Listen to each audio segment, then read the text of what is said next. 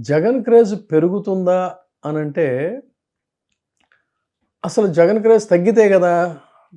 తిరిగి మళ్ళీ పెరుగుతుందని. జగన్మోహన్ రెడ్డి ఓడిపోయాడనేటువంటిది వాస్తవం. ఓటమికి గల కారణాలు ఏమిటి అన్నట్లయితే, జగన్ క్రేజ్ తగ్గటం వల్ల కాదు.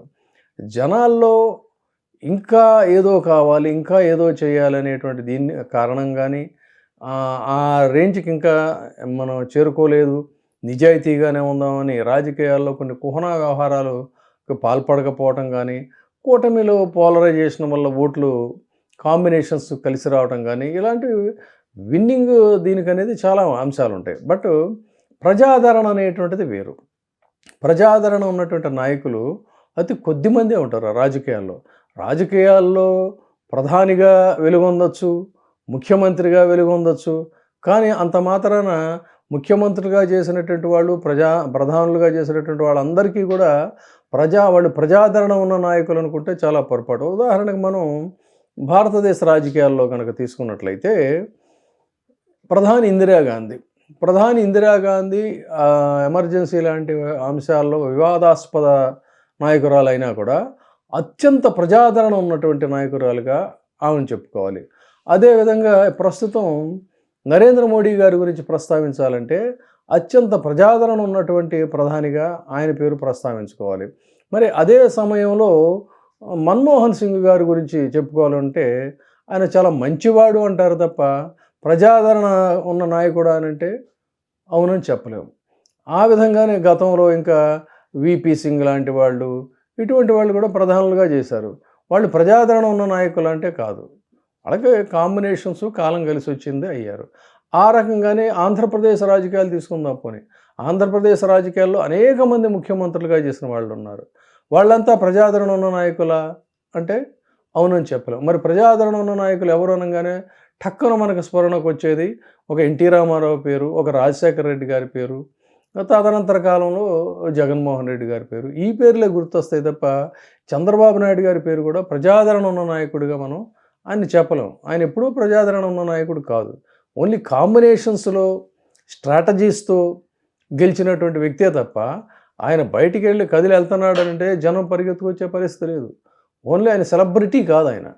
ఆ సెలబ్రిటీ ఇమేజ్ ఉన్నటువంటి పాలిటీషియన్స్ విస్పష్టంగా చెప్పాలంటే కొద్దిమంది.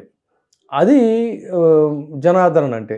అటువంటి జనాదరణలో ఇప్పుడు మీరు అడుగుతున్నది జగన్మోహన్ రెడ్డికి క్రేజ్ పెరిగిందా అనంటే అసలు దట్ క్వెషన్ డజంట్ అరైజ్.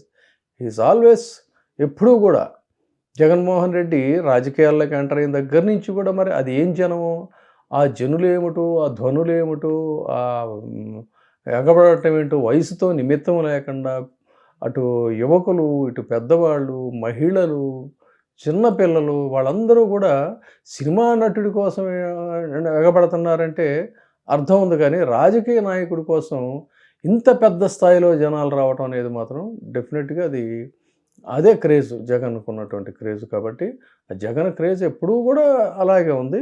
తర్వాత ఇప్పుడు మనం మాట్లాడుకోవాల్సింది ఏంటంటే క్రేజ్ పెరిగిందా అని కాదు.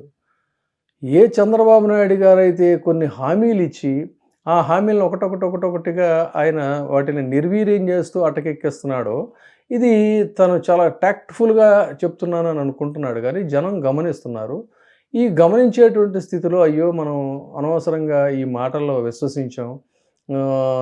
మనం జగన్మోహన్ రెడ్డికి మనం కొంత మోసం చేశాము, ఆయనకు ఓటేయలేకపోయామే అని కొంతమంది ఫీల్ అవుతున్నటువంటి వాళ్ళున్నారు.